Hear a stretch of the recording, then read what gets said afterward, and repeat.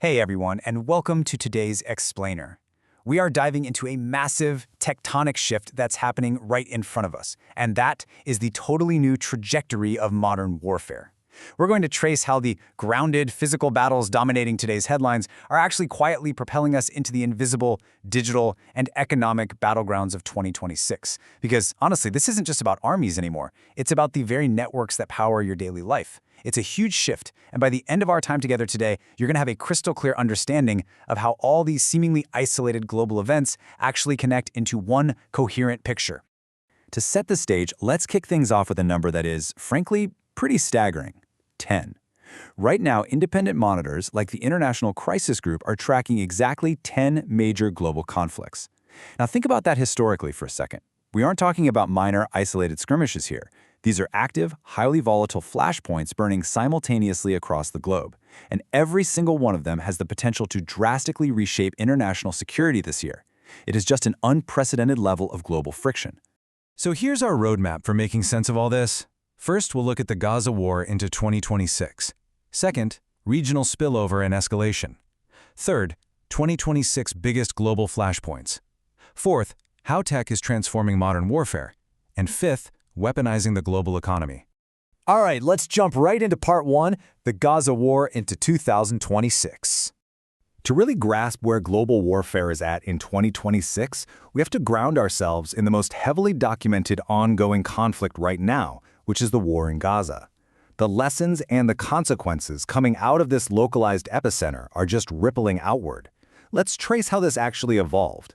It all began back in October 2023 following the Hamas attacks on Israel, which kicked off a really grinding, multi-phased urban war. Fast forward a bit to May 2025, and the Israeli military launched Operation Gideon's Chariots, a major strategic offensive. By October 2025, things shifted again when both sides agreed to phase one of a US-backed peace plan, bringing a formal ceasefire into effect. But, the geographic reality on the ground was already permanently altered. By December 2025, the Israeli-controlled Yellow Line was established. That's a physical boundary that left roughly 53% of the Gaza Strip under Israeli military operational control. Now, the sheer physical scale of destruction from this localized warfare it's almost hard to wrap your head around. Researchers estimated that as early as January 2024, up to 62% of buildings across the entire Gaza Strip had already been damaged or destroyed. Take a second to process that, 62%. We are talking about a totally unprecedented modern infrastructure collapse. To put that into perspective, that percentage approaches the kind of total, devastating destruction we haven't really seen since the major cities of World War II. And behind that staggering loss of infrastructure is the really grim human reality of fighting in densely populated cities. When you look at the independent United Nations demographic analysis for casualties verified in residential buildings, the impact on civilians is vastly disproportionate. The data shows that 44% of those casualties were children. Another 26% were women, and 30% were men. It's a deeply sobering metric, and it really underscores the indiscriminate toll that modern, concentrated urban warfare takes on everyday civilian populations. Which brings us to Section 2, regional spillover and escalation. Because here's the thing, conflicts like this rarely stay contained. Instead, this tragedy acted like a spark in a powder keg across what geopolitical experts are now calling the Middle East Triangle. It's basically a classic cause and effect chain reaction. The initial conflict spilled straight into the Red Sea, triggering significant Houthi attacks that really messed with vital global shipping lanes. At the same time, it escalated up north, locking Israel and Hezbollah into ongoing wars in Lebanon. All this continuous regional tension essentially acted like a giant pressure cooker, and that eventually triggered the massive June 2025 12-day war, which saw unprecedented direct strikes between Israel and Iran. Ultimately, this entire chain reaction culminated in a major US and Israeli war on Iran in February 2026. So it started as a localized epicenter, completely cascaded into a full-blown regional firestorm. Let's move on to Section 3, 2026's biggest global flashpoints. Now that we've looked at the Middle East, we really need to zoom out and look at the whole, highly fragmented globe. The Council on Foreign Relations tracks where the absolute biggest threats to international stability are in 2026, and they divide them up into this really fascinating hierarchy. In Tier 1, meaning high likelihood and high impact, we obviously see the grinding Russia-Ukraine war. But look closely at what is sitting right next to it, the rising potential for severe domestic unrest within the United States. That is a massive, frankly shocking insight.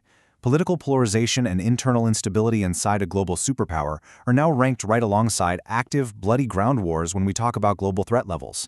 Meanwhile, over in Tier 2, we have moderate impact threats, like a crisis in the Taiwan Strait or the really dangerous possibility of renewed military clashes between India and Pakistan.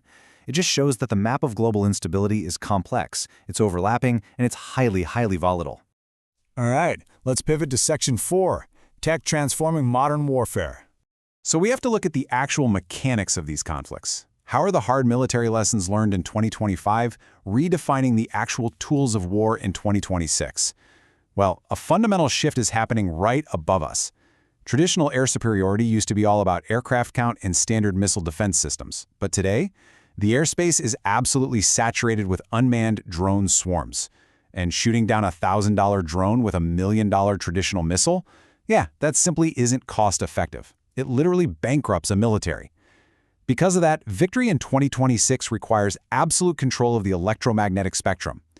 Militaries have had to pivot to focus heavily on electronic jamming and directed energy weapons, think high-powered lasers, just to survive in these drone-saturated environments. And this technological leap is pushing warfare into entirely new, invisible domains. The battlefield is no longer just land, sea, and air. For sure, we are seeing the active militarization of space, where hacking or blinding a single satellite can instantly paralyze an enemy's logistics. Down below us, undersea communication cables are now prime military targets. Get this, those deep-sea cables carry 99% of international digital traffic. That means the very internet connection you're using right now to watch this explainer is actively being targeted by submarines and deep-sea drones. Crazy, right? On top of that, AI is being heavily used for predictive targeting. To manage this whole new reality, militaries are totally overhauling their ranks to create what they call techno-commanders. These are leaders who specialize not in standard infantry tactics, but in advanced cyber and space warfare. To fuel this desperate high-tech arms race, nations are adopting a strategy called civil-military fusion, or CMF. Now, this concept is absolutely vital if you want to understand 2026. It represents the complete blurring of the lines between everyday civilian tech sectors and wartime security. Governments are aggressively taking civilian innovations, things like AI, commercial robotics, quantum computing, and using them to rapidly modernize their militaries. Why should you care about this? Because the everyday tech being built to make our phones smarter or our package deliveries faster is essentially being drafted into national security. What used to be a harmless little civilian startup today could easily be the absolute backbone of a nation's defense tomorrow. And that leads us perfectly into our fifth and final section, weaponizing the global economy. We're transitioning now to what might actually be the most insidious and pervasive battlefield of all, the everyday economic networks that connect our whole globalized world. This brings us to a defining term for 2026, weaponized interdependence. It's a bit of academic jargon, but the concept is fascinating. Nations have realized they don't always need to fire a physical missile to cripple an adversary. Instead, they are exploiting their central positions in global economic networks, supply chains, and data flows to just force compliance. Think of it like a chokehold. If you control the one bridge that supplies a town, well, you control the town. Countries are using the very interconnections of our globalized world as highly effective, invisible weapons. And this isn't just theory. It's a constant game of action and reaction playing out right now. For example, China has weaponized its near monopoly over rare earth supplies, placing strategic export bans on really vital, simple things like microchips and drone components. And without those chips, foreign production lines literally just grind to a halt. Meanwhile, the US and its allies are heavily leveraging their control over global financial networks, like SWIFT, to instantly freeze assets and lock their adversaries totally out of the global banking system. Western nations are even using their dominance in maritime insurance to enforce policies on global shipping. Simply denying an insurance policy to a cargo ship can effectively blockade a country's exports. These quiet, bureaucratic actions, just the stroke of a pen, can cripple a nation just as effectively as a traditional bombing campaign. When you step back and look at this broader picture, a pretty profound irony emerges. Like this quote says, countries that have long relied on openness and interconnectedness in global supply chains find themselves increasingly vulnerable. The whole promise of globalization was that being interconnected makes us all safer, richer, and more peaceful. But that idea? It's been turned entirely on its head.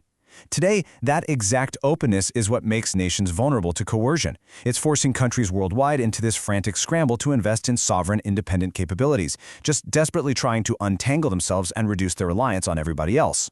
So as we watch conflicts evolve from the devastating physical reality of Gaza to these new invisible cyber realms, and ultimately into the very supply chains and financial networks that keep our lights on, we really have to ask ourselves, in a weaponized global economy, is any nation truly secure?